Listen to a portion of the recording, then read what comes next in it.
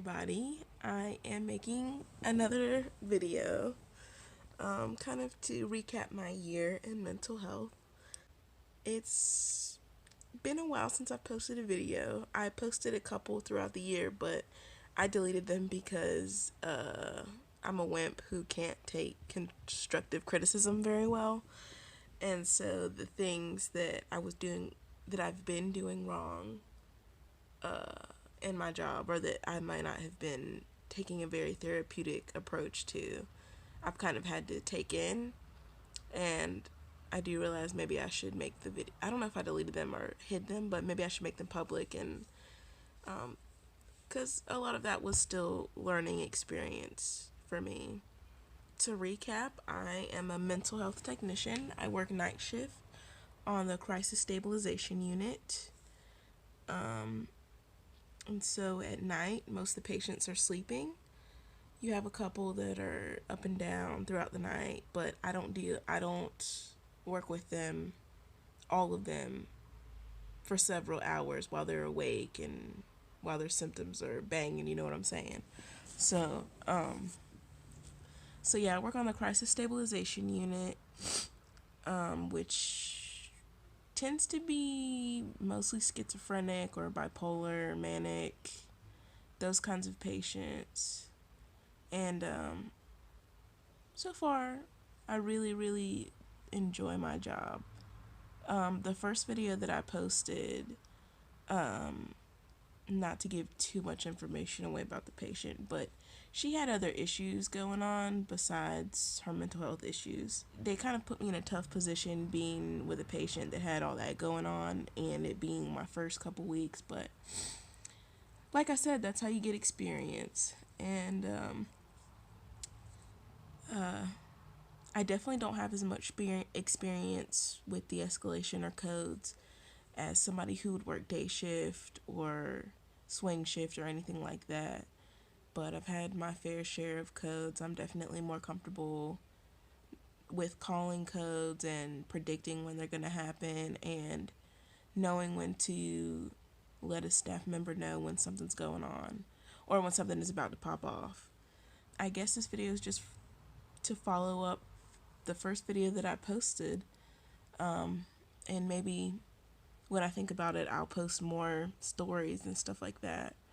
I would say for anybody that is looking to do mental health teching, it's a very different side of the medical field. For in my facility, it seems less medical and definitely more of like you're definitely supporting people in ways that you wouldn't support them in a regular like general hospital setting.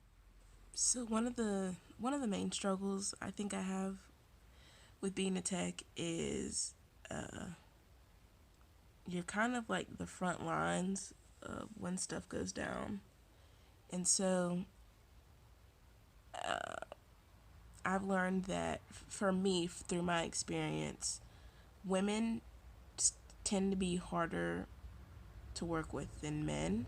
At first, I really liked working with women because I worked with the women every single night. I had a system, and they got used to it, and so as new patients came in, they would get used to the way that I did my wake up routine. But with staffing changes and things like that, I got moved more to the men's side, and so I kind of get moved around a little bit more now.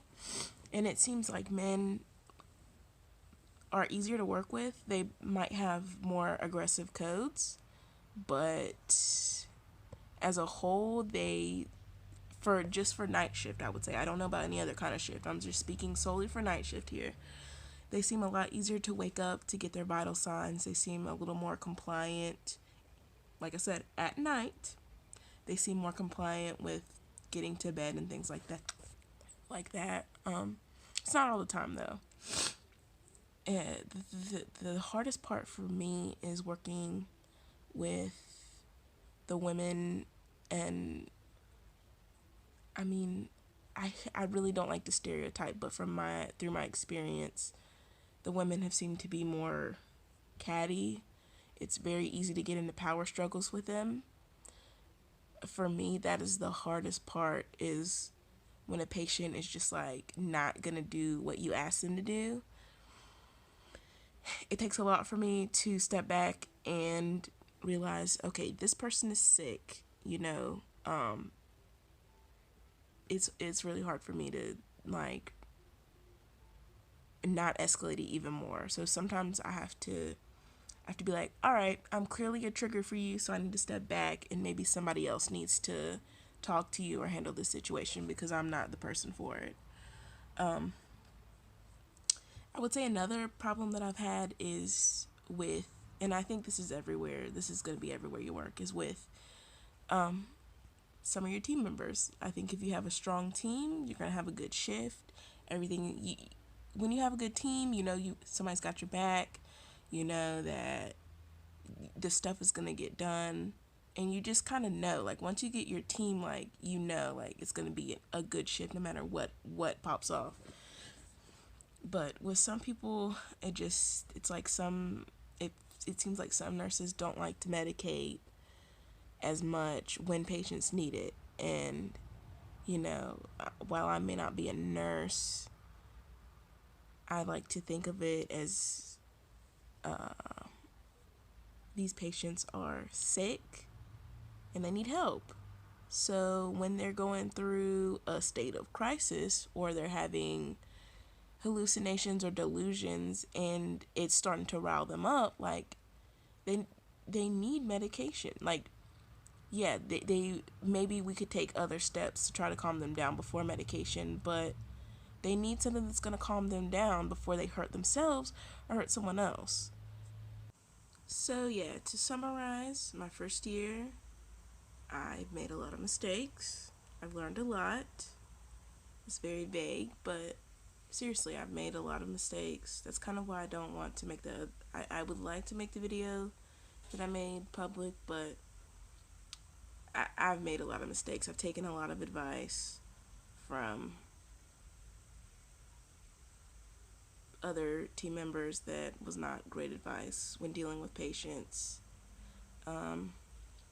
But it can be very difficult finding that balance of firmness and softness when trying to de-escalate or trying to reason with somebody who is delusional or paranoid. It's tough sometimes.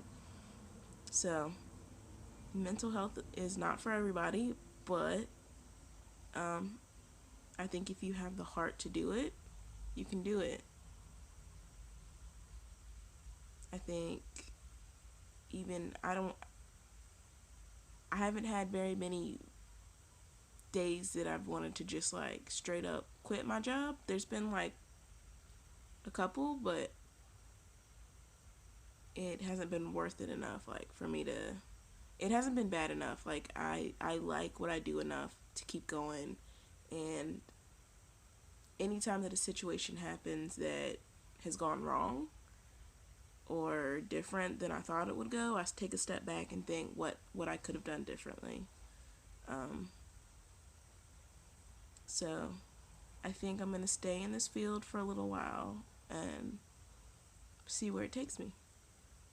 And that is my update. Thanks for listening.